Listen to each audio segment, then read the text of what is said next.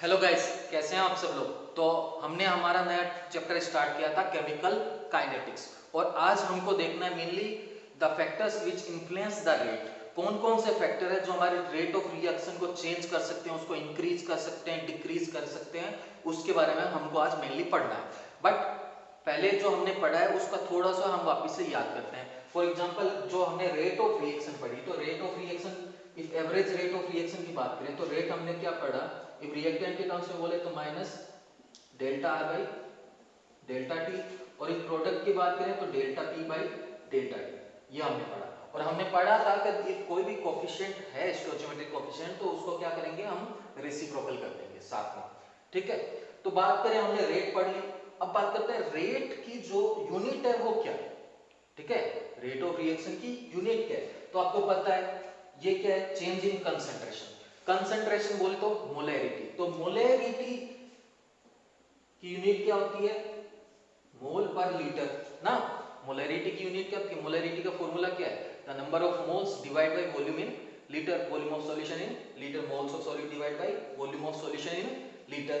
तो इसकी यूनिट क्या होगी, मोल पर लीटर। और टाइम की यूनिट फॉर एग्जांपल हमने सेकंड ली, तो इसकी यूनिट क्या होगी, मोल पर लीटर पर सेकंड। तो बहुत ज्यादा इंपॉर्टेंट है बच्चों, आपको हमेशा रेट की यूनिट याद रहनी चाहिए, मोल पर लीटर पर सेकंड। ठीक है, इफ वो गैस है तो गैस में हम कंसंट्रेशन के साथ साथ और क्या मेजर कर सकते हैं, हम प्रेशर मेजर कर सकते हैं।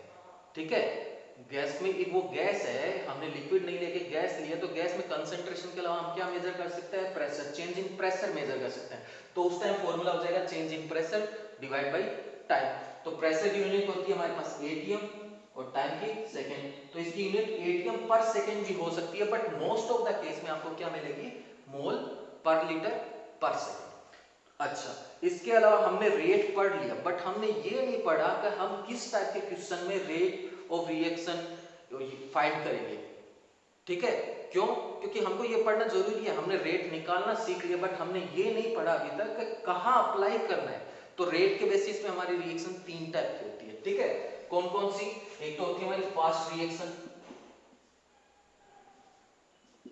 फास्ट रिएक्शन क्या होती है, ये हमारी नैनो सेकंड या पिको सेकंड्स में ही कंप्लीट हो जाती है। मतलब प्रैक्टिकली इम्पॉसिबल है इसकी रेट कैलकुलेट करना। जो रिएक्शन इतनी फास्ट है कि हमारे देखने से पहले कंप्लीट होगी, नैनो सेकंड या पिको सेकंड में कंप्लीट होगी, 10 टू द पावर -12 सेकंड में जो रिएक्शन कंप्लीट हो रही है, हम उसकी रेट डिफाइन कैसे कर सकते हैं, और उसको कैलकुलेट करके क्या फायदा। जो रिएक्शन इतनी फास्ट हो सकती है उसको हम स्लो करके भी क्या कर देंगे, 10 टू द पावर -10% सेकंड कर देंगे, तो उससे हमको कोई बेनिफिट नहीं होने वाला है। तो हम फास्ट रिएक्शन के लिए रेट मेजर नहीं करेंगे। फास्ट रिएक्शन के एग्जांपल क्या है, आयनिक जितनी भी रिएक्शन होती है, एसिड बेस की जो भी रिएक्शन है, वो सब क्या है, फास्ट रिएक्शन है। सेकंड हमारी स्लो रिएक्शन। अब जो स्लो रिएक्शन है उनको कुछ मिनट से कुछ सालों तक का टाइम लगता है, बहुत लॉन्ग पीरियड ऑफ टाइम लगता है इन रिएक्शन को कंप्लीट होने के लिए। फॉर एग्जांपल, ग्रेफाइट से डायमंड का बनना, या फिर हम बोलते हैं कि और क्या एग्जांपल हो सकता है, रस्टिंग ऑफ आयरन ना। तो ये सब रिएक्शन को कई साल लगते हैं कंप्लीट होने के लिए। अब मान लो जिस रिएक्शन को कंप्लीट होने के लिए 340 डेज लग रहे हैं, इफ हमने उसको 339 डेज में भी कंप्लीट कर लिया तो हमारा को तो कोई ज्यादा बेनिफिट होगा नहीं। ठीक है, तो इसके लिए भी हम रेट ऑफ रिएक्शन की स्टडी नहीं करते, क्योंकि बहुत लॉन्ग पीरियड ऑफ टाइम लगता है। तो हम इतना देर प्रैक्टिकली कैलकुलेट तो करेंगे नहीं बैठ के, या कितना टाइम लगेगा, कब ये रिएक्शन खत्म होगी, क्या इसके इफेक्ट है ना। अब थर्ड रिएक्शन आती है हमारी मॉडरेट। मॉडरेट है जिसका टाइम फास्ट और स्लो के बीच का है। ठीक है, इसको कभी कभी हम लोग मॉडरेट फास्ट रिएक्शन भी बोलते हैं। ये थोड़ी सी फास्ट है, बट मॉडरेट है, उतनी ज्यादा फास्ट नहीं है, नैनो सेकंड्स में कंप्लीट नहीं होगी, इसको कुछ सेकंड से कुछ मिनट तक का टाइम लगेगा। इन रिएक्शन की हम लोग रेट को क्या करते हैं, कैलकुलेट करते हैं, और इन पे जो फैक्टर्स हैं उनका इफेक्ट देखते हैं। फॉर एग्जांपल, इफ किसी रिएक्शन को कंप्लीट होने में 20 मिनट्स लग रहे हैं, और हम चाह रहे हैं उस रिएक्शन को जल्दी कंप्लीट करना, 15 मिनट्स में कंप्लीट करना, तब हमारे लिए बेनिफिशियल है। ठीक है, या हम चाह रहे हैं उस रिएक्शन को स्लो करना। अच्छा, ये हम लोग रिएक्शन को फास्ट और स्लो क्यों कर रहे हैं, क्योंकि हम इंडस्ट्री के पर्पज से सोच रहे हैं। ठीक है, इंडस्ट्री में जब हम लोग कोई भी प्रोडक्ट बनाते हैं, केमिकल बनाते हैं, तो कभी कभी क्या होती है, डिमांड बहुत ज्यादा होती है, तो हमको प्रोडक्ट फास्ट बनाना पड़ता है। तो हमको ऐसे फैक्टर अप्लाई करने होते हैं जिससे रेट ऑफ रिएक्शन क्या हो जाए, फास्ट हो जाए, क्योंकि हमको ज्यादा सप्लाई करनी है। और इफ वही डिमांड कम हो जाती है मार्केट में, तो हम क्या कर सकते हैं, हम फैक्ट्री तो बंद नहीं कर सकते, तो हमको क्या करना होता है, प्रोडक्शन की रेट कम करना होता है। तो प्रोडक्शन की रेट कम करने के लिए भी हम अलग फैक्टर देखते हैं, जिसको हम चेंज करने से क्या हो जाए, रेट क्या हो जाए, कम हो जाए। तो चलो हम एक क्वेश्चन से स्टार्ट करते हैं। The decomposition of N2O5 in CCl4 at 318 Kelvin has been studied by monitoring the concentration of N2O5 in the solution. Initially the concentration of N2O5 is 2.33 mole per liter, and after 184 minutes it reduced to 2.08 mole per liter, and the reaction is 2 N2O5 gives 4 NO2 plus O2. Calculate the average rate of this reaction in terms of hours, minutes and seconds. What is the rate of production of NO2 during this period? आप इस video को pause करके एक बार question को अच्छे से पढ़ लीजिए। तो आपने क्वेश्चन पढ़ लिया होगा। अच्छा, अभी इस क्वेश्चन में गिवन क्या है, हमको पहले ये समझना होगा। हो क्या रहा है रिएक्शन में कि 2N2O5 ब्रेक हो रहा है किसमें, 4NO2 और O2 में, किसकी प्रेजेंस में, CCl4 की प्रेजेंस में। तो CCl4 का हमारा कोई ज्यादा रोल नहीं है, ठीक है, बट हमको ये समझना है ये हमारा रिएक्टेंट और ये दो हमारे क्या है, प्रोडक्ट है। और किसकी कंसंट्रेशन मॉनिटर कर रहे हैं हम लोग, किस, N2O5। अब इसमें क्या है, N2O5 की इनिशियल कंसंट्रेशन कितनी है, 2.33 मोल पर लीटर। फर्स्ट हमको गिवन समझ आना चाहिए, गिवन क्या है। फॉर एग्जांपल मैं यहां गिवन लिख देता हूं कि हमको क्या क्या दिया हुआ है। तो हमको इनिशियल कंसंट्रेशन दी हुई है किसकी, N2O5 की। तो मैं इनिशियल कंसंट्रेशन को सपोज डिनोट कर देता हूं N2O5 नोट। नोट मैंने रिप्रेजेंट कर दिया, ये मेरी क्या है, इनिशियल कंसंट्रेशन है। स्क्वायर ब्रैकेट क्या करता है, हमारी कंसंट्रेशन को रिप्रेजेंट करता है। तो इनिशियल कंसंट्रेशन कितनी है,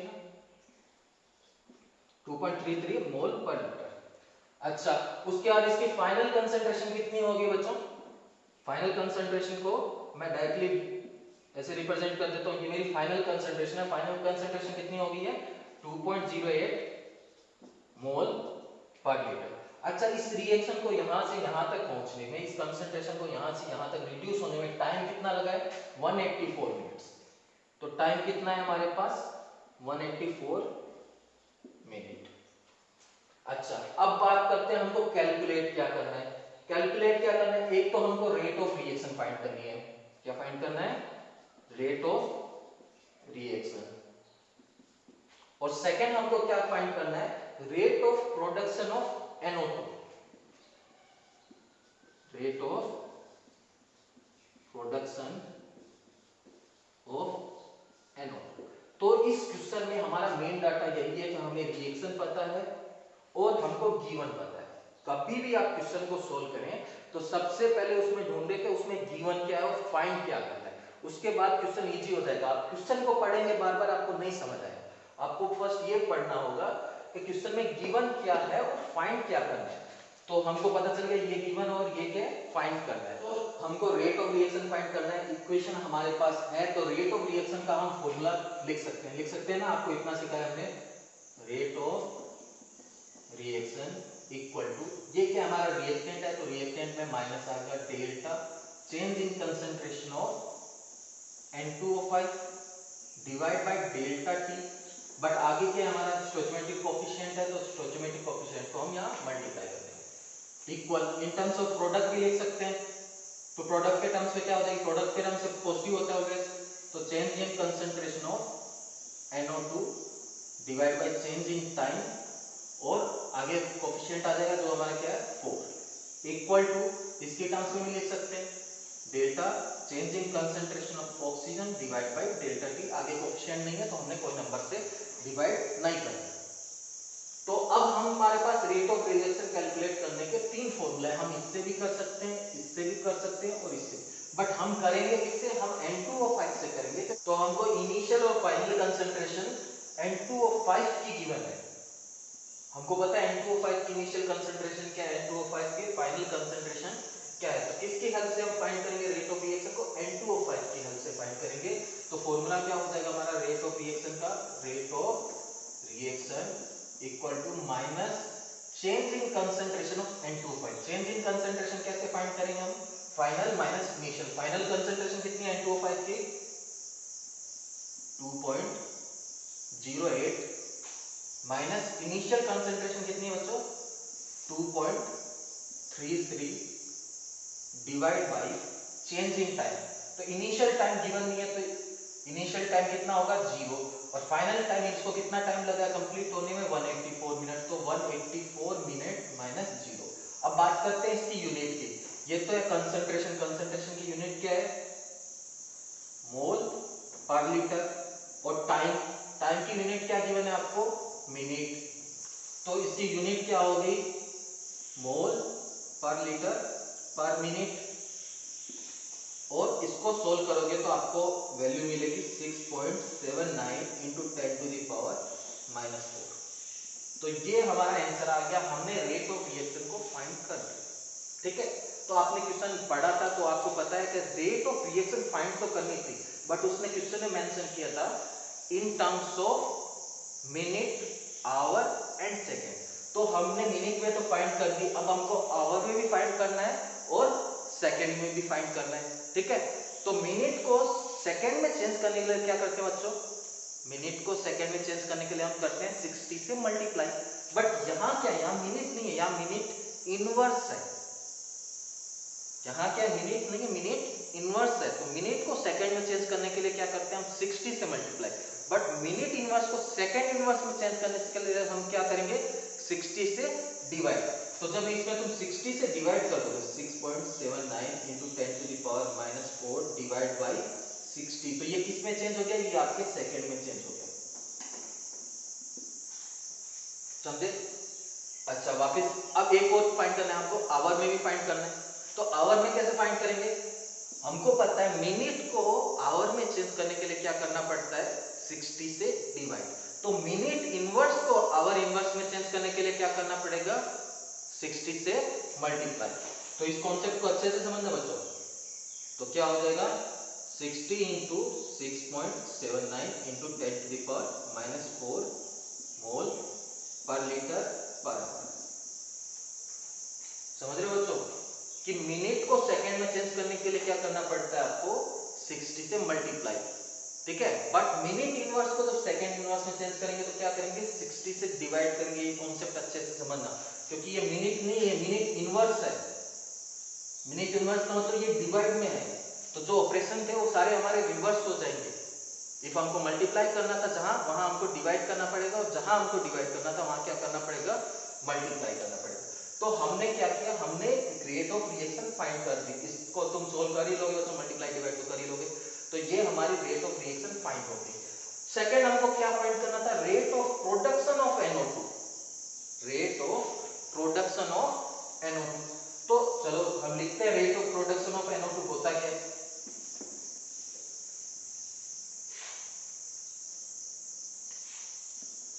रेट ऑफ प्रोडक्शन और फॉर्मेशन ऑफ NO2, NO2 के बनने का रेट। हमने बताया था कि NO2 के बनने का रेट क्या होगा, NO2 प्रोडक्ट है तो delta NO2 divide by delta T। बच्चों याद है ना, डिवाइड में कुछ भी नहीं आएगा। इफ हम रेट ऑफ रिएक्शन फाइंड करते हैं तो कोफिशिएंट को डिवाइड करते हैं, बट इफ पर्टिकुलर किसी के अपीयरेंस होने की या डिसअपीयर होने की रेट फाइंड करें, किसी के प्रोडक्शन की रेट फाइंड करें, पर्टिकुलर कंपाउंड की रेट फाइंड करें, तो आगे वाले कोफिशिएंट को डिवाइड नहीं करना है। हमको ये नहीं पूछ रहा है कि 4NO2 के बनने की रेट क्या है। ठीक है, रिएक्शन में हमारा 4NO2 बन रहा है, बट हमसे ये नहीं पूछा कि 4NO2 के बनने की रेट क्या है, हमसे पूछा है rate of production of NO2, तो हमको 4 से डिवाइड नहीं करना है। तो अच्छा बच्चों, अब इसको फाइंड कैसे करेंगे, इसको फाइंड हम यहां से कर सकते हैं, इन दोनों को इक्वेट करा के, या फिर आप रेट ऑफ रिएक्शन से करवा सकते हैं। अब देखिए rate of reaction equal to क्या है, delta NO2 by 4 delta T। हमको ओनली क्या चाहिए, डेल्टा NO2 चाहिए, डेल्टा T चाहिए, 4 नहीं चाहिए। तो 4 को इधर क्या कर देंगे हम मल्टीप्लाई कर देंगे, 4 इधर डिवाइड में यहां आएगा तो मल्टीप्लाई हो जाएगा। तो ये delta NO2 by delta T equal to क्या हो जाएगा 4 इंटू रेट ऑफ रिएक्शन। तो रेट ऑफ रिएक्शन हमने कैलकुलेट की है, इसको यहाँ पुट कर देंगे 6.79 into 10 to the power minus 4 mole per litre पर मिनट। तो ये हमने सोल्व कर लिया बच्चों। इस कॉन्सेप्ट को अच्छे से समझना। हमने rate of production of NO2 कैसे फाइंड की, हमने rate of production of NO2 लिखी delta NO2 by delta T। फिर हमने रेट ऑफ रिएक्शन की इक्वेशन को इक्वेट कराया, rate of reaction equal to delta NO2 by 4 delta T। ठीक है, तो अब 4 क्या हुआ, इधर आके मल्टीप्लाई हो गया, तो 4 rate of reaction equal to हो गया delta NO2 by delta T।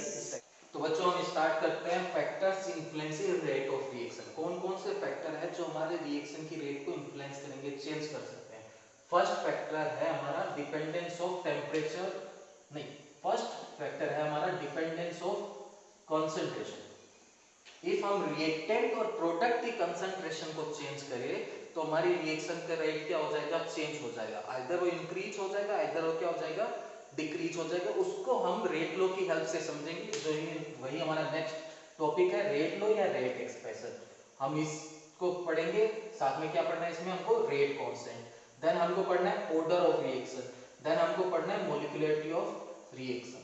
First topic ज्यादा बड़ा नहीं है, फर्स्ट टॉपिक बस इतना ही पढ़ना है आपको कि रिएक्टेंट और प्रोडक्ट के कंसंट्रेशन को हम लोग चेंज करें तो रेट ऑफ रिएक्शन क्या हो जाएगा, चेंज हो जाएगा। ठीक है, अब हम स्टार्ट करते हैं हमारा सेकंड टॉपिक, जो इंपॉर्टेंट टॉपिक है रेट एक्सप्रेशन, और जिसको हम लोग बोलते हैं rate low and rate constant.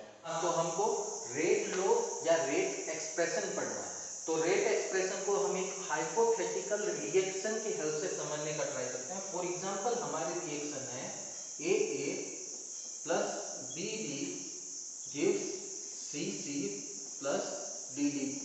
बच्चों हम लोग इसमें ओनली फॉरवर्ड रिएक्शन की रेट की स्टडी करते हैं, इसलिए हम लोग रिवर्सिबल का साइन नहीं मेंशन करते हैं, कभी भी रिवर्सिबल का साइन नहीं लगाते। तो ये जो स्मॉल ABCD है ये क्या है, हमारे स्टोइचियोमेट्रिक कोएफिशिएंट है, ये नंबर्स है, और ये जो हमारे कैपिटल ABCD है ये हमारे क्या है, कंपाउंड्स है। इफ हमको रेट ऑफ रिएक्शन लिखना है तो हम कैसे लिखते हैं, rate of reaction equal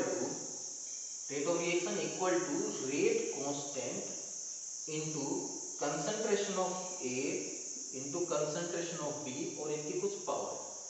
simple सा है बच्चों, ज्यादा कंफ्यूज नहीं होना है। ठीक है, तो देखो रेट एक्सप्रेशन से हम फाइंड क्या करते हैं, रेट ऑफ रिएक्शन फाइंड करते हैं। K क्या है हमारा, रिएक्शन कांस्टेंट है, किसकी टर्म से ये फाइंड होता है, रिएक्टेंट की कंसंट्रेशन। हमारे पास कितने रिएक्टेंट है बच्चों, 2 रिएक्टेंट है, तो हमने दोनों की कंसंट्रेशन लिख दी, concentration of A into concentration of B, और इनकी कुछ पावर होगी। ये पावर जो अल्फा बीटा हमने लिखा है ये स्मॉल a और b के इक्वल भी हो सकता है और नहीं भी हो सकता है, यही हमारा रेट लो, इसी को हम रेट एक्सप्रेशन बोलते हैं। चलो इसको डिफाइन करते हैं। ठीक है, डिफाइन कैसे करेंगे, rate law is a expression, ये हमारा क्या मैथमेटिकल फॉर्मूला है। ठीक है, rate law is a expression in which rate of reaction is find in terms of rate constant and concentration of reactant with rising some power and that power may or may not be equal to stoichiometric ratio। आप समझ के याद करेंगे, आपको याद हो जाएगा बच्चों इजीली। क्या है, रेट लो एक एक्सप्रेशन है जिसमें हम रेट ऑफ रिएक्शन फाइंड करते हैं with help of rate constant and concentration of reactant. ठीक है, कंसंट्रेशन ऑफ रिएक्टेंट, और इन रिएक्टेंट की कुछ पावर होती है और ये पावर स्टोइचोमेट्रिक रेशियो के इक्वल हो भी सकती है और नहीं भी हो सकती है। इसी को हम लोग क्या बोलते हैं, रेट लो या रेट एक्सप्रेशन। यही हमने यहाँ लिखा है, rate law is the expression in which rate of reaction is given in terms of concentration of reaction with rising some power which may or may not be the same as the stoichiometric coefficient of the reacting species present in balanced chemical equation। तो rate लो में कभी भी product नहीं आता है, rate लो में always क्या आएगा, आपका रिएक्टेंट आएगा, कभी भी प्रोडक्ट नहीं आएगा। और रेट लो जो है ये क्या है, एक्सपेरिमेंटल डाटा है, ये जो है एक्सप्रेशन है, ऐसा नहीं है कि हमने इसको थ्योरी से कैलकुलेट किया या हमने ऐसा सपोज कर लिया, ये एक्सपेरिमेंटली फाइंड किया जाता है। ये जो अल्फा और बीटा होते हैं ये कहीं हमको लिखे हुए नहीं मिलते हैं, ये हमको फाइंड करना पड़ता है। हम रिएक्शन करते हैं, उसकी मॉनिटरिंग करते हैं और उसके बाद उसको फाइंड करते हैं। जैसे कि फॉर एग्जांपल मैं एग्जांपल दे दूं कि मान लो एक रिएक्शन है, इसमें आपका रिएक्टेंट प्रोडक्ट में चेंज हो रहा है। ठीक है, एक रिएक्शन है, इसको हम ऑब्जर्व किए, इसका रिएक्टेंट चेंज हो रहा है प्रोडक्ट में। मान लो ये जो रिएक्टेंट है इनिशियली इसकी कंसंट्रेशन, इनिशियल कंसंट्रेशन जब टाइम 0 था तो इसकी कंसंट्रेशन हमने ली 4 है, ठीक है, 4 मोल पर लीटर, ठीक है, और उस टाइम रेट की आपकी मान लो 5, और जब कंसंट्रेशन हमने इसकी डबल कर दी 8 मोल पर लीटर लिया, तो हमको पता चला कि रेट ऑफ रिएक्शन 25 हो गई। ये क्या है हमारी, ये हमारी रेट ऑफ रिएक्शन है, और ये हमारी क्या है, आर की कंसंट्रेशन है। हमने दो बार एक ही रिएक्शन को कराया, एक बार क्या किया हमने कंसंट्रेशन ले ली 4 मोल पर लीटर, तब हमने ऑब्जर्व किया रेट कितनी हमारी 5 आई, और जब हमने कंसंट्रेशन को 8 मोल पर लीटर ले लिया तो हमने देखा कंसंट्रेशन रेट ऑफ रिएक्शन हमारी 25 आई। तो अब इन डाटा से हमने क्या किया, फाइंड किया। कैसे फाइंड किया, क्योंकि हमको पता है rate of reaction equal to rate constant into concentration of reactant, reactant तो एक ही है तो रिएक्टेंट आर लिखा, और इसकी कुछ पावर होती है, फॉर एग्जांपल मैं मान लिया अल्फा। सेकेंड टाइम भी मैं यही लिखूंगा दूसरी रेट के लिए, ये मान लो मेरी R1 थी और ये मेरी रेट क्या है, इसको मैं लिख देता हूँ R2, इसका ही फॉर्मूला सेम होगा, R की पावर क्या हो जाएगी, अल्फा हो जाएगी। अब स्टार्टिंग हम इनको ऑब्जर्व करते हैं, स्टार्टिंग में रेट कितनी थी हमारे बच्चों 5, तो हम यहाँ लिख दिए 5 इक्वल टू कांस्टेंट हमको पता नहीं तो हमने कांस्टेंट को कैसे डिनोट कर दिया, R concentration of reactant, concentration of reactant कितनी थी उस टाइम पे 4 की पावर अल्फा। सेकेंड टाइम क्या हुआ, सेकेंड टाइम जो हमारी रेट है R2 ये कितनी हो गई 25 इक्वल टू रेट कांस्टेंट के concentration of reactant, concentration of reactant कितना हो गया 8 की पावर अल्फा। अब हम इन दोनों इक्वेशन को डिवाइड कर देते हैं, तो डिवाइड करेंगे तो क्या आएगा 5 डिवाइड बाय 25 इक्वल टू के से के कैंसिल हो जाएगा, 4 divide by 8 to the power alpha. तो हम इसको सोल्व करेंगे तो ये क्या हो जाएगा हमारा, ये हो जाएगा हमारा 1/5 और ये हो गया हमारा 1/2 की पावर अल्फा। अब यहां से हम क्या करेंगे, यहां से हम अल्फा की वैल्यू फाइंड कर लेंगे, ठीक है। तो इस टाइप से हम क्या करते हैं कि जो हमारे अल्फा और बीटा है, अल्फा और बीटा है, इसको हम क्या करते हैं रेट ऑफ रिएक्शन की हेल्प से फाइंड करते हैं। तो रेट कांस्टेंट के बारे में थोड़ा सा हम समझ लेते हैं। किसी भी रिएक्शन के लिए रेट कांस्टेंट की वैल्यू फिक्स होती है इफ हम टेम्परेचर चेंज ना करें। तो हमने बोल दिया है कि ये जो रेट कांस्टेंट है हमारा, जो रेट कांस्टेंट है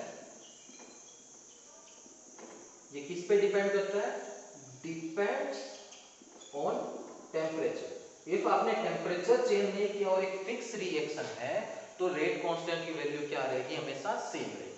सेकेंड, इफ रेट कांस्टेंट की वैल्यू लार्ज है, रेट कांस्टेंट की वैल्यू बड़ी है, बहुत ज्यादा है रेट कांस्टेंट, तो रेट ऑफ रिएक्शन क्या होगी, ज्यादा होगी, मतलब रिएक्शन क्या होगी, फास्ट होगी। इफ के की वैल्यू बढ़े, रेट ऑफ रिएक्शन किस पे डिपेंड कर रहा है, rate of reaction rate is directly proportional to k है, हमने इक्वेशन में देखा। इफ के की वैल्यू इंक्रीज होगी तो रेट भी क्या होगी, इंक्रीज होगी। मीन इफ के की वैल्यू लार्ज है तो रिएक्शन कैसी होगी, रिएक्शन हमारी फास्ट होगी। तो आपको दो कैरेक्टरिस्टिक बता दी हमने किसकी, के की। तो एक फिक्स रिएक्शन के लिए के की वैल्यू कांस्टेंट है, वो ओनली किस पे डिपेंड करती है, टेम्परेचर पे डिपेंड करती है।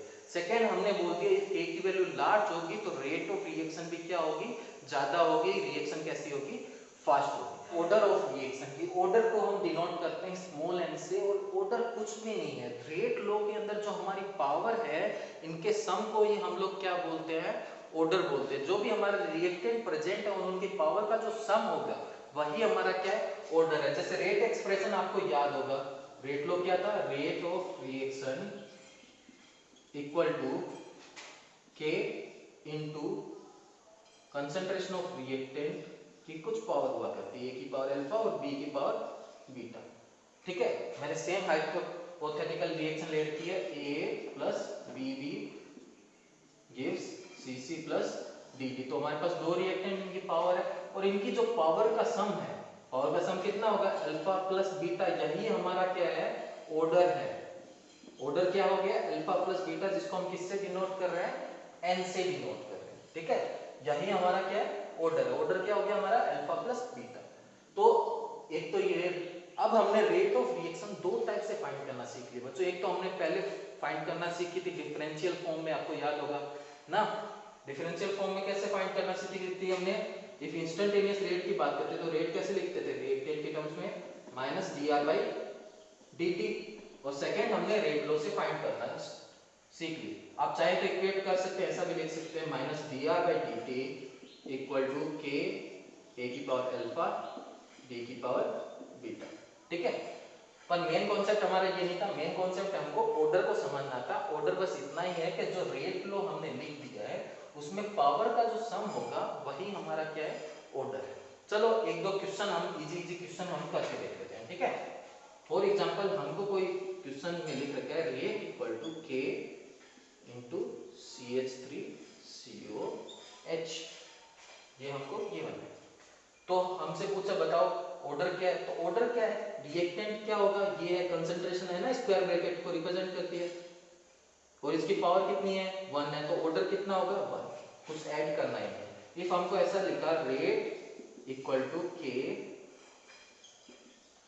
a की पावर 2 b की पावर हाफ, तो ऑर्डर कितना हो जाएगा, ऑर्डर क्या हो जाएगा, सम होता है 2 प्लस हाफ, ऐड करेंगे कितना आ जाएगा हमारा 5/2 आ जाएगा। तो ये हमारा ऑर्डर हो गया। एक और एग्जांपल लिख लेते हैं, रेट इक्वल टू k। अब यहां बोलोगे सर यहां तो कंसंट्रेशन है ही नहीं, तो कंसंट्रेशन नहीं है मतलब क्या होगा, तो यहां कभी कोई कंसंट्रेशन रही होगी और उसकी पावर कितना रहा होगा 0, क्योंकि constant something to the power 0 क्या होती है 1, और 1 की वजह से वो हट गया होगा। तो मतलब यहाँ ऑर्डर कितना है, यहाँ ऑर्डर कितना है 0। तो आपको पता रहे बच्चों कि हमने ये जो अल्फा बीटा है ये कहाँ से कैलकुलेट किया है, ये हमारा एक्सपेरिमेंटल डाटा है, हमने अपने मन से नहीं लिखा, ये क्या है हमारा एक्सपेरिमेंटल डाटा है। तो ऑर्डर के बारे में कुछ पॉइंट्स पढ़ते हैं। ऑर्डर भी क्या है, फर्स्ट थिंग ये हमारा क्या है एक्सपेरिमेंटल डाटा है।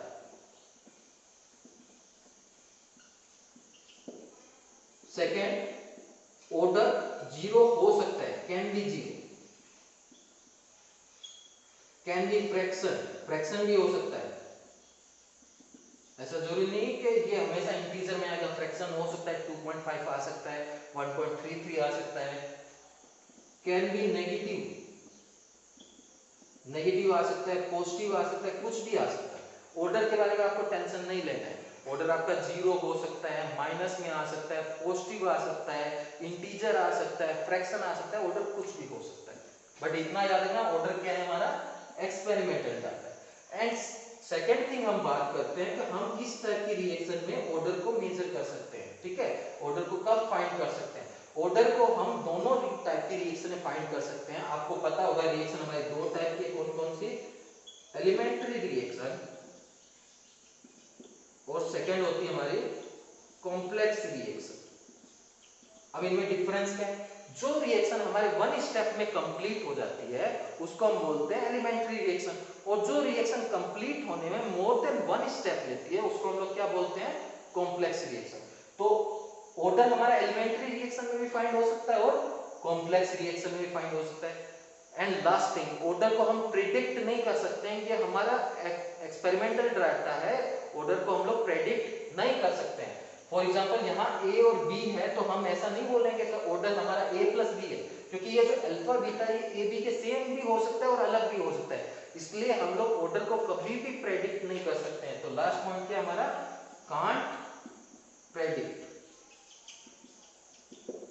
ठीक है, तो ऑर्डर के बारे में आपने समझ लिया बच्चों। तो बच्चों हमने रेट लॉ पढ़ लिया, ऑर्डर पढ़ लिया, ठीक है, और ऑर्डर में हमने ध्यान दिया हमारा एक नई टर्म आई थी क्या, rate constant. Rate of reaction की हमने यूनिट पढ़ी क्या थी, मोल पर लीटर पर सेकेंड। कंसंट्रेशन की यूनिट हमको पता है मोल पर लीटर, पर हमको रेट कांस्टेंट की यूनिट नहीं पड़ता, तो हम अब क्या करेंगे, unit of rate constant find करेंगे। देखो जो भी क्वांटिटी हम पढ़ते हैं तो उसकी हमको पता होना चाहिए वो किस पे डिपेंड करती है, एंड सेकंड हमको उसकी यूनिट पता होनी चाहिए। ठीक है, इफ मेरा टाइम है तो टाइम की यूनिट क्या है, सेकंड है, मीटर तो नहीं हो सकती, तो हमको उसके बारे में पता होना चाहिए कि हाँ इसकी यूनिट क्या है, क्योंकि जब हम आंसर लिखेंगे बोर्ड एग्जाम में तो इफ ओनली आंसर लिख दोगे तो मार्क्स पूरा नहीं मिलेगा उसको, तो उनको उसकी यूनिट के साथ मेंशन करना पड़ेगा। तो हम क्या करते हैं, अभी unit of rate constant find करते हैं। तो हम पहले k को सेपरेट कर लेते हैं। तो k इक्वल टू क्या हो गया, ये इधर डिवाइड हो जाएगा, rate of reaction divided by a की पावर अल्फा b की पावर बीटा। चलो अब हम स्टार्ट करते हैं हमारे फाइंड करना यूनिट ऑफ k, और तुम इसको क्या बोल सकते हो, रेट कांस्टेंट। तो हम यूनिट लिखते हैं rate of reaction. Rate of reaction की यूनिट क्या होती है बच्चों, मोल पर लीटर पर सेकेंड। ओके, ए स्क्वायर ब्रैकेट ए किसको रिप्रेजेंट कर रहा है, कंसंट्रेशन। कंसंट्रेशन की यूनिट क्या होती है, मोल पर लीटर, और इसकी पावर कितनी है, अल्फा। सेकेंड बी, ये बी क्या है, कंसंट्रेशन ऑफ बी। कंसंट्रेशन कोई तो यूनिट सेम ही होगी, कंसंट्रेशन की यूनिट क्या होती है, मोल पर लीटर, इसकी पावर होगी बीटा। तो ऊपर रहेगा हमारा मोल पर लीटर पर सेकेंड, और नीचे आ गया मोल पर लीटर की पावर अल्फा और मोल पर लीटर की पावर बीटा।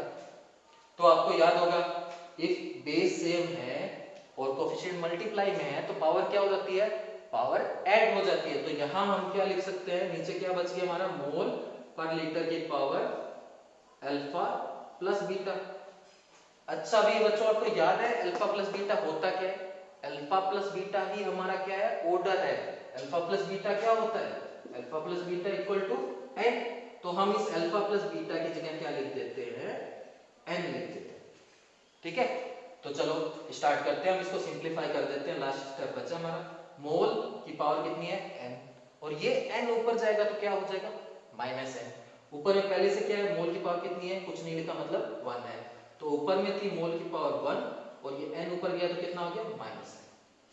ठीक है बच्चों, सेकंड देखो, लीटर की पावर यहाँ क्या -1 और यहाँ n, तो ये पावर मल्टीप्लाई होगी, तो लीटर की पावर हो जाएगी -n, और लीटर की पावर -n ऊपर जाएगी तो क्या बन जाएगी, n, और ऊपर में पहले से क्या है, -1 और सेकेंड इनवर्स। तो बच्चों याद कर लेना, इंपॉर्टेंट फॉर्मूला है ये। ठीक है, इसको फॉर्मूले की तरह याद कर लो कि यूनिट ऑफ रेट कांस्टेंट क्या है, मोल की पावर 1 - n, लीटर की पावर n-1 सेकेंड इनवर्स। ठीक है, तो इस क्वेश्चन का बार बार कई जगह यूज आएगा। फॉर एग्जांपल क्वेश्चन कैसे मिलेंगे आपको, कहीं लिखा मिलेगा rate equal to k a की पावर 2, और इसमें लिख देगा find unit of rate constant. तो आप क्या करेंगे, आप यूनिट ऑफ रेट कांस्टेंट का फॉर्मूला लगाएंगे। यूनिट ऑफ रेट कांस्टेंट का फॉर्मूला क्या है, मोल की पावर 1 - n, लीटर की पावर n-1 और सेकेंड इनवर्स, और पुट कर देंगे सिंपली। कैसे, यहाँ n कितना है, पावर का सम होता था, a की कोफिशिएंट है तो उसकी पावर कितनी है, 2, तो डायरेक्टली लिख देंगे मोल की पावर 1 - 2, लीटर की पावर 2 - 1 सेकेंड इनवर्स। सिंपलीफाई कर लेंगे तो क्या हो जाएगा, mole inverse litre second inverse. Litre की पावर 1 थी तो 1 को तो हम लिखते नहीं है, तो हमने क्या लिख दिया, सिंपली लीटर। या इसका रिवर्स क्वेश्चन आ सकता है, इसका रिवर्स क्वेश्चन आ सकता है। चलो मैं बताता हूं रिवर्स क्वेश्चन कैसे आएगा। ठीक है, सेकंड क्वेश्चन किस टाइप का बन सकता है, इसमें तो नेक्स्ट टाइप ऑफ क्वेश्चन में आपको डायरेक्टली लिखेगा फाइंड ऑर्डर। आपको ऑर्डर बताना है, और मान लो दे दिया k equal to 4 × 10 to the power -7 mole per litre पर सेकेंड। आपको ऐसा गिवन है कि आपको ऑर्डर फाइंड करना है। ठीक है, तो कुछ स्मार्ट बच्चे होंगे हमारे, वो बोलेंगे सर इसमें पावर है -7, ऑर्डर हो जाएगा -7। जो नहीं है आप इसको अच्छे से ऑब्जर्व करिए, ये रेट लो थोड़ी है बच्चों, यहां हमको रेट लो थोड़ी गिवन है। हम रेट लो की पावर का सम ऑर्डर बोलते थे, ये तो हमको रेट कांस्टेंट गिवन है, इसकी पावर का सम तो ऑर्डर होता नहीं। तो इसमें कैसे फाइंड करेंगे हम, इसमें क्या करेंगे, हम कंपेयर करेंगे। इसने बताया है कि जो रेट कांस्टेंट है उसकी वैल्यू से हमको कोई मतलब नहीं है, उसकी यूनिट क्या है, मोल पर लीटर पर सेकंड। इसमें क्या बोला कि ऑर्डर की यूनिट क्या है, सॉरी रेट कांस्टेंट की यूनिट क्या है, मोल पर लीटर पर सेकंड। जबकि हमने क्या कैलकुलेट किया, हम बोलते हैं कि जो रेट कांस्टेंट है उसकी यूनिट क्या होनी चाहिए, मोल की पावर 1 - n, लीटर की पावर n - 1 सेकंड इनवर्स। ऐसा नहीं है कि गलत बोल रहे हैं, पर हम भी तो सही बोल रहे हैं। हमने भी तो फाइंड किया है, हमने गलत थोड़ी फाइंड किया है कि यूनिट ऑफ रेट कांस्टेंट क्या होती है, मोल की पावर 1 माइनस n, लीटर की पावर n माइनस 1 और सेकंड। अब हम क्या करेंगे, कंपेयर करेंगे, इसको इससे कंपेयर करेंगे तो हमारे पास क्या आ जाएगा, ऑर्डर आ जाएगा। फॉर एग्जांपल यहां हमारी मोल की पावर क्या है 1 माइनस n और यहां क्या है 1, तो 1 माइनस n इक्वल टू क्या हो गया आपका 1। तो सोल्व कर लेते हैं, ये n इधर जाएगा तो प्लस हो जाएगा और ये 1 इधर आएगा तो क्या हो जाएगा माइनस हो जाएगा, तो 1 माइनस 1 0, तो n इक्वल टू कितना आ गया 0। मतलब ये कौन सी ऑर्डर रिएक्शन है, ये हमारी जीरो ऑर्डर रिएक्शन है। ये हमारी कौन सी ऑर्डर रिएक्शन है, ये हमारी जीरो ऑर्डर रिएक्शन है। ऐसा नहीं है बच्चों को खाली आप मोल की पावर को कंपेयर कर सकते हैं, आप चाहे लीटर की पावर भी कंपेयर करेंगे तो आंसर सेम आएगा, कभी भी डिफरेंट नहीं मिलेगा आपको। जैसे मैं यहां पे करके दिखा देता हूं, लीटर की पावर कितनी है -1 और यहां लीटर की पावर क्या है n-1, ये -1 इधर आएगा तो क्या हो जाएगा +1 इक्वल टू n, -1 + 1 कितना हो जाएगा 0, n इक्वल टू 0। तो आप मोल की पावर से फाइंड करें चाहे लीटर की पावर से फाइंड करें, आपका ऑर्डर ऑलवेज सेम आएगा। इफ नहीं आ रहा है तो आपको कुछ रॉन्ग गिवन है, ठीक है, या आप कुछ गलत कर रहे हैं, ठीक है। तो आप बेटर यही रहेगा कि आप मोल से भी फाइंड करें और लीटर से भी फाइंड करें, आपका वेरीफाई भी हो जाएगा साथ साथ। तो बच्चों हमारा लास्ट टॉपिक बचा है मोलिकुलरिटी ऑफ ए रिएक्शन, ठीक है। तो हम समझते हैं मोलिकुलरिटी क्या है एक रिएक्शन की। जब रिएक्शन होती है तो ऐसी थ्योरी है कि जो रिएक्टेंट मॉलिक्यूल्स होते हैं वो क्या करते हैं, कोलाइड करते हैं और प्रोडक्ट फॉर्म करते हैं। तो जितने नंबर ऑफ मॉलिक्यूल्स का कोलिजन जरूरी है, मिनिमम जितने नंबर ऑफ मॉलिक्यूल्स कोलाइड हो कि हमारा क्या बन जाए, प्रोडक्ट बन जाए, हमारी रिएक्शन कंप्लीट हो जाए, उसको हम लोग क्या बोलते हैं मोलिकुलरिटी। फॉर एग्जांपल इफ दो मॉलिक्यूल्स कोलाइड हुए और हमारा प्रोडक्ट मिल गया तो वो हमारी मोलिकुलरिटी कितनी हो जाएगी 2। इफ एक रिएक्टेंट खुद से ही कोलाइड हुआ, मान लो रिएक्टेंट मॉलिक्यूल्स बड़ा है, वो खुद से ही कोलाइड हो गया और प्रोडक्ट फॉर्म कर लिया, तो मोलिकुलरिटी कितनी हो जाएगी 1। इफ मान लो तीन रिएक्टेंट मॉलिक्यूल्स जो है, तीन रिएक्टेंट स्पीशीज जो है वो आपस में कोलाइड हुई और हमारा प्रोडक्ट बन गया, तो मोलिकुलरिटी कितनी हो जाएगी 3 हो जाएगी। तो मोलिकुलरिटी क्या है, the number of reactant species. Reactant species क्या क्या हो सकती है, एटम्स हो सकते हैं, आयंस हो सकते हैं, molecules taking part in elementary reaction which must collide together to bring about product और to bring about chemical reaction is known as molecularity. तो मोलिकुलरिटी आपको समझ आई होगी, आप नोट कर सकते हैं। मोलिकुलरिटी क्या है, जब कोई रिएक्शन हो रही है, किस टाइप की रिएक्शन में ये मेंशन मेजर कर सकते हैं, हम फाइंड कर सकते हैं एलिमेंट्री रिएक्शन में। कॉम्प्लेक्स रिएक्शन में नहीं कर सकते क्योंकि कॉम्प्लेक्स रिएक्शन में बहुत सारे स्टेप है, बहुत बार मॉलिक्यूल्स कोलाइड होंगे, तो हम कौन कौन से मॉलिक्यूल्स को काउंट करेंगे। बट एलिमेंट्री जो रिएक्शन है उसमें तो क्या है, वन स्टेप में रिएक्शन कंप्लीट होती है, तो इस टाइम तो क्या होता है, कोलिजन एक ही बार होता है। तो इसमें हमेशा याद रखना, इसकी डेफिनेशन में आपको हमेशा मेंशन करना है कि रिएक्शन कैसी होनी चाहिए, एलिमेंट्री रिएक्शन होनी चाहिए। तो एक एलिमेंट्री रिएक्शन को कंप्लीट करने के लिए जितने मॉलिक्यूल्स का कोलिजन जरूरी है, जितने मॉलिक्यूल्स कोलाइड होना जरूरी है, जितने रिएक्टेंट स्पीशीज का कोलिजन जरूरी है, वही हमारी क्या है, मोलिकुलरिटी, ठीक है। तो मोलिकुलरिटी जीरो नहीं हो सकती है, ऐसा तो होगा नहीं कि कोलिजन हुआ ही नहीं और हमारा प्रोडक्ट बन गया। तो कुछ कुछ चीजें समझते हैं इसके बारे में। Molecularity can't be zero, zero नहीं हो सकती कभी भी। ऐसा हो सकता है कि -2 मॉलिक्यूल्स कोलाइड हुए, ऐसा भी नहीं हो सकता है। मॉलिक्यूल्स कोलाइड होगा तो 1 होगा, 2 होगा, ऑलवेज पॉजिटिव होगा, नेगेटिव भी नहीं हो सकती है। तो और क्या बोल सकते हैं, कांट बी नेगेटिव, ये नेगेटिव भी नहीं हो सकती है। और एक चीज बच्चों ध्यान रखना, तो मैक्सिमम कितने मॉलिक्यूल्स कोलाइड हो सकते हैं 3D में, मैक्सिमम 3D में 3 मॉलिक्यूल्स कोलाइड होंगे। तो मॉलिकुलरिटी मैक्सिमम कितनी हो सकती है, मैक्सिमम 3 हो सकती है, 3 से ज्यादा कभी नहीं होगी, 3 से ज्यादा मॉलिकुलरिटी कभी भी नहीं होगी।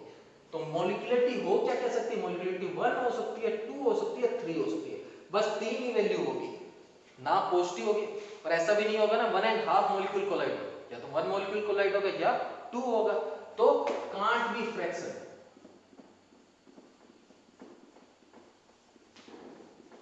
तो आपको ये पॉइंट्स याद रखने हैं कि मोलिकुलरिटी क्या है, फ्रैक्शन में नहीं हो सकती, मोलिकुलरिटी जीरो नहीं हो सकती, मोलिकुलरिटी नेगेटिव नहीं हो सकती, और मोलिकुलरिटी मैक्सिमम कितनी होगी 3 होगी। मतलब पॉसिबिलिटी क्या है, ओनली 1 होगा, आइदर 2 होगा, आइदर 3 होगा, ठीक है। और last thing, can be predicted, इसको हम प्रेडिक्ट कर सकते हैं, हम रिएक्शन को देख के बता सकते हैं मोलिकुलरिटी कितनी है। देखो कैसे बताते हैं, सीखो, ठीक है। ये हमारी रिएक्शन है, इसमें रिएक्टेंट कितना है, रिएक्टेंट का कुछ नंबर नहीं मतलब 1 है, तो मोलिकुलरिटी कितनी है 1 है। चलो ये रिएक्शन को देखो, ठीक है, इसमें रिएक्टेंट कितने हैं, इसमें रिएक्टेंट 2 है, तो मोलिकुलरिटी कितनी होगी 2 होगी। चलो आप एक क्वेश्चन खुद से करो, ये रिएक्शन है, ठीक है, तो इसको देख के बताओ मोलिकुलरिटी कितनी होगी। तो मोलिकुलरिटी कितनी होगी, मोलिकुलरिटी 3 होगी। ऐसा नहीं करना बच्चों, इसके आगे 1 है, 1 + 6 7 और 7 + 3 10, मोलिकुलरिटी 10 नहीं हो सकती है। हमने बोला है मोलिकुलरिटी मैक्सिमम कितनी होगी, मोलिकुलरिटी मैक्सिमम 3 होगी। 10 मॉलिक्यूल साइमल्टेनियसली एक दूसरे से कोलाइड नहीं हो सकते, पॉसिबल ही नहीं है। तो इसकी मोलिकुलरिटी कितनी है 3 है, इसकी कितनी थी हमारी मोलिकुलरिटी 1 थी, इसकी कितनी थी 2 थी, ठीक है। तो हम लोगों ने इतना सब सीख लिया। और एक और चीज, एक और पॉइंट हमने छोड़ दिया यहाँ पे, ठीक है। जैसे ऑर्डर क्या था, ऑर्डर हमारा एक्सपेरिमेंटल डाटा था, बट मोलिकुलरिटी क्या है, ये हमारा एक थ्योरेटिकल कॉन्सेप्ट है। मोलरिटी क्या है, थ्योरेटिकल कॉन्सेप्ट है, थ्योरी पे बेस है। हमने नहीं देखा कि रिएक्शन हो रही है तो मॉलिक्यूल्स एक दूसरे को कोलाइड कर रहे हैं, कि एक मॉलिक्यूल कोलाइड हुआ हमने देख लिया, 2 मॉलिक्यूल कोलाइड हुआ, ऐसा नहीं है। ये क्या है, ये हमारा एक थ्योरेटिकल कॉन्सेप्ट है, ठीक है। तो चलो ऑर्डर और मोलिकुलरिटी में डिफरेंस देखते हैं। तो बच्चों देखते हैं कि ऑर्डर और मोलिकुलरिटी में क्या क्या डिफरेंसेस है। फर्स्ट, इनकी डेफिनेशन इटसेल्फ एक डिफरेंस है ना। ऑर्डर क्या है, मैं पूरा तो नहीं लिख रहा हूं, मैं शॉर्ट में लिख देता हूं, सम ऑफ पावर। आपको जब लिखना होगा तो आप पूरा लिखने का, क्या, order is the sum of power of reacting species which present in rate expression और रेट। मोलिकुलरिटी क्या है, ये क्या है, नंबर ऑफ मॉलिक्यूल्स है। आप पूरा लिख देंगे, the number of molecules which must collide in elementary reaction to complete a reaction और to bring about a product, ठीक है। तो एक रिएक्शन को कंप्लीट होने में जितने मिनिमम मॉलिक्यूल्स का कोलाइड जरूरी है वो हमारे क्या है, मोलिकुलरिटी है। अब नेक्स्ट देखें, order can be zero but molecularity can not be zero, molecularity zero नहीं हो सकती है। Order can be negative but molecularity can not be negative, क्योंकि मॉलिक्यूल तो एक कोलाइड होगा, 2 होगा। ऑर्डर क्या है, फ्रैक्शन, ये हमारा p/q की फॉर्म में हो सकता है, बट ये हमारा p/q की फॉर्म में नहीं होगा, क्योंकि मॉलिक्यूल जब कोलाइड करेगा तो एक कोलाइड करेगा या 2, हाफ मॉलिक्यूल तो कोलाइड करेगा नहीं, तो ये फ्रैक्शन में नहीं हो सकता। और बात करते हैं, ऑर्डर क्या है, ये हमारा एक्सपेरिमेंटल डाटा या एक्सपेरिमेंटल कॉन्सेप्ट है, जबकि मोलिकुलरिटी क्या है, ये हमारे थ्योरेटिकल कॉन्सेप्ट है। मोलिकुलरिटी क्या है, हमारा थ्योरेटिकल कॉन्सेप्ट है। ऑर्डर क्या है, हमारा एक्सपेरिमेंटल डाटा है। और क्या है, ऑर्डर हमारे दोनों रिएक्शन में एप्लीकेबल होते हैं। कौन कौन से, एलिमेंट्री रिएक्शन के लिए भी एप्लीकेबल है और हमारी कॉम्प्लेक्स रिएक्शन के लिए भी क्या है, एप्लीकेबल है। बट मोलिकुलरिटी ओनली किसके लिए एप्लीकेबल है, मोलिकुलरिटी ओनली एलिमेंट्री रिएक्शन के लिए एप्लीकेबल है। तो बच्चों आज हमने सारे फैक्टर्स पढ़ लिए जो हमारे रिएक्शन की रेट को क्या करते हैं, इन्फ्लुएंस करते हैं, ठीक है। Please subscribe the channel and press the bell icon for more updates.